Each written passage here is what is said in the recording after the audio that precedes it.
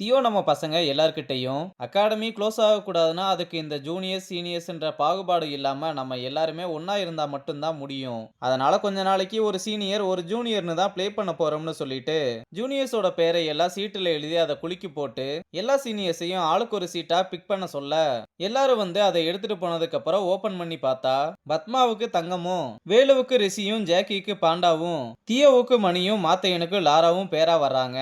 அப்புறம் தியோ பசங்க கிட்ட எல்லாரும் நல்லா கோஆபரேட் பண்ணி ப்ளே பண்ணுங்கன்னு சொல்லிட்டு கிளம்பும்போது மாத்தையனும் சும்மா சொல்லக்கூடாது நல்லாவே யோசிச்சிருக்கேன்னு பாராட்டுறான். அப்புறம் பிராக்டிஸ ஸ்டார்ட் பண்ண தங்கத்துக்கு பவுலிங் போட யாருமே இல்லாம உட்கார்ந்து போது இத பார்த்து ரிஷி வந்து நான் பவுலிங் போடுறேன் வானு கூப்பிட சரின்னு எந்திரிச்சதும் தங்கம் தடுமாறி கீழே விழ போகும்போது ரிஷி அவளை தாங்கி பிடிக்கிறதையும் பேட ஒழுங்கா கட்ட மாட்டேயான்னு சொல்லி பேட கட்டி விடுறதையும் மணி பார்த்து மனசுடைஞ்சு போயிடுறான். இங்க ரங்க மேட்சோட ஸ்கோர் கார்டெல்லாம் பார்த்துட்டு மாணிக்கண்ணன் கிட்ட திடீர்னு இந்த ஆங்கர் அகாடமி எப்படி நம்மளை விட நல்லா விளையாடுறாங்கன்னு கேட்க புதுசா யாரோ ஒருத்தர் அகாடமில ஜாயின் பண்ணி இருக்காராம். அவர் வந்ததுக்கு அப்புறம் தான் அகாடமியே தலையில மாறி போச்சுன்னு சொல்றாரு.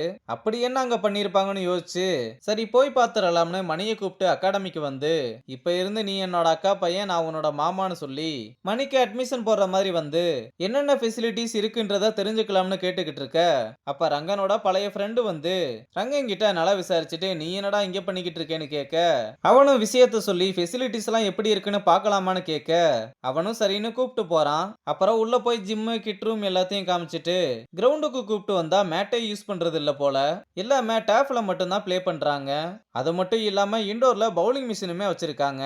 அப்புறம் வீடியோ அனலைஸ் ரூமை காமிச்சு இங்கேயே பிளேயர்ஸோட எல்லா மூவ்மெண்ட்டையும் ரெக்கார்ட் பண்ணி அந்த எல்லா டேட்டாவையும் எக்ஸ்பர்ட்ஸ் கிட்ட கொடுத்து அனலைஸ் பண்ணிட்டு பேட்ஸ்மேன் அப்புறம் பவுலரோட சின்ன சின்ன மிஸ்டேக்கை கூட இங்கேயே கரெக்ட் பண்ணிடுவோம்னு சொல்றாரு.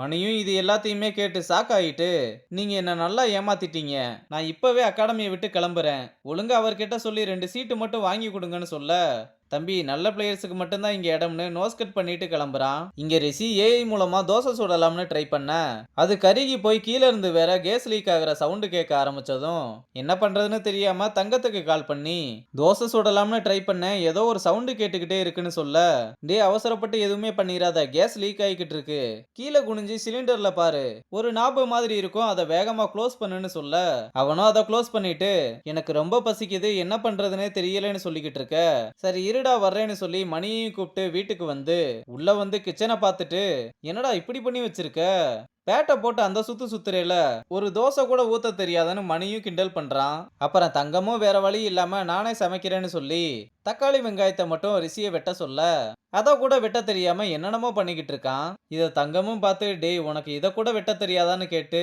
சரி நீ எனக்கு பவுலிங் டிப்ஸ் எல்லாம் சொன்னேல, இப்ப நான் உனக்கு இதை கத்து தரேன்னு சொல்லி அவனோட கையை பிடிச்சு வெட்ட சொல்லி தரா. இத மணியும் பார்த்து நொந்து போய் அது எப்படிடா, நான் ஆசைப்படுற எல்லாத்தையுமே நீ அனுபவிக்கிற, நல்லா இருப்படா நல்லா இருப்பேன்னு சொல்லிட்டு கிளம்புறதோட இந்த எபிசோட முடிச்சிருக்காங்க.